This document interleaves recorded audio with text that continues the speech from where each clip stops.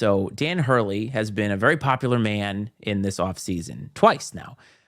Last time we talked, I think 2 times ago, we talked about Coach K, or not Coach K, excuse me, Coach Cal taking the job at Arkansas. We talked about the job at Kentucky. And I think you at the time said, I don't think that's a great job.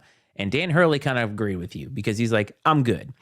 And so the Lakers, of course, fire another coach because they've gone through, I think I saw it was like 6 or 7 coaches in the last 12 years. The Lakers, by the way.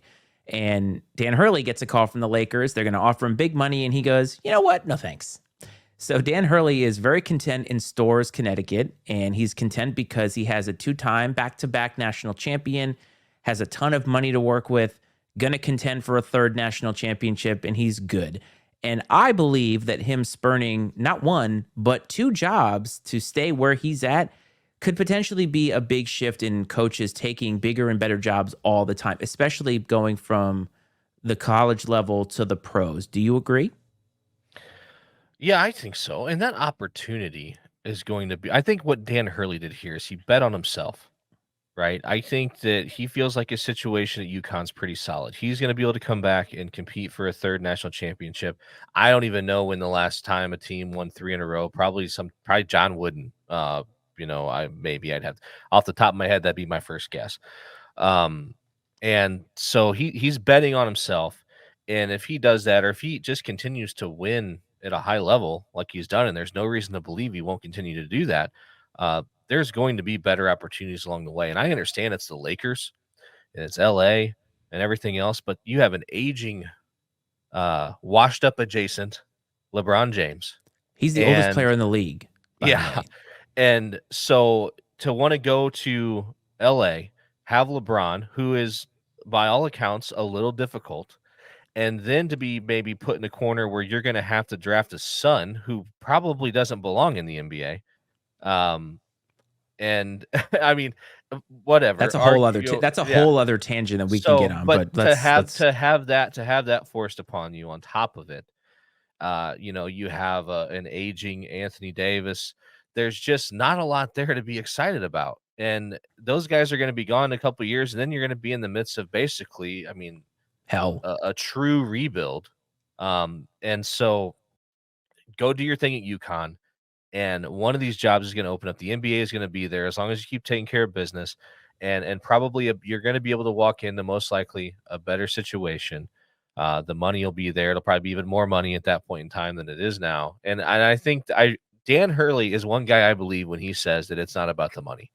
I absolutely believe him when he says that. Now he's making a lot of money. Like, so we're talking about,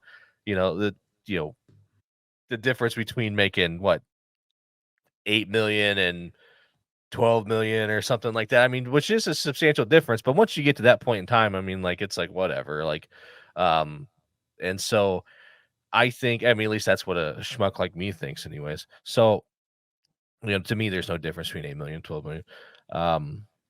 And so I think that what he's doing is great. This makes me a Dan Hurley fan. You already were, weren't you? Well, I like the way he's hard nosed.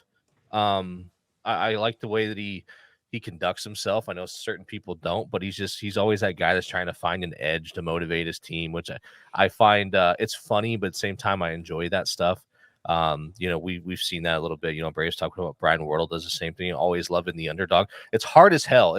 It's masterful to be able to convince your team that's ranked number 1 in the country coming off a national championship that they are somehow an underdog. But this guy's been able to do it.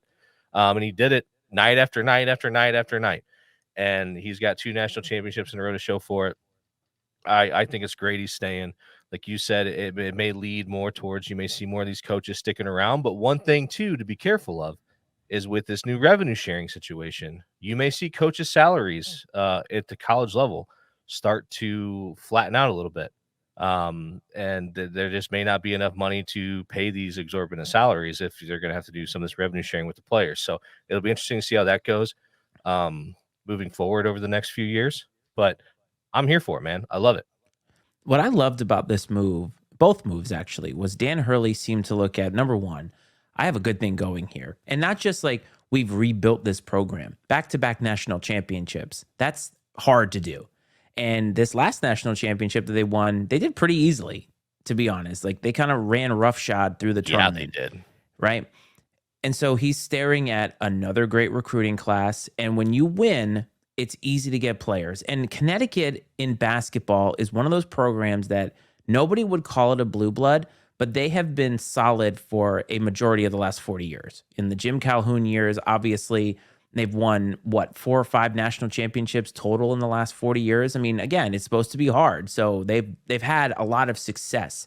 Connecticut women's too, right? So there's been a lot of success in basketball in general at the University of Connecticut. So it's not as if he's staying at some mid-major. I mean, not to throw, like, I'm not throwing Bradley under the bus, but like it's not like he's been at Bradley and they've been good, but they've not won a national championship and he's just kind of good where he's at. He's in a really good situation. He's getting paid a lot of money and they have a lot of resources. And here comes Kentucky, who also has a lot of money, also has a lot of resources, but also have a lot of fans who maybe aren't going to stick around for any kind of a rebuild. And he's like, you know what? No, thanks. And then here come the Lakers. And of course, you interview with them, but he's smart. He looks at the Lakers and says, yes, aging LeBron, aging Anthony Davis. I'm going to have to take Bronny. And then what am I staring at? You know what? Thanks, but no thanks.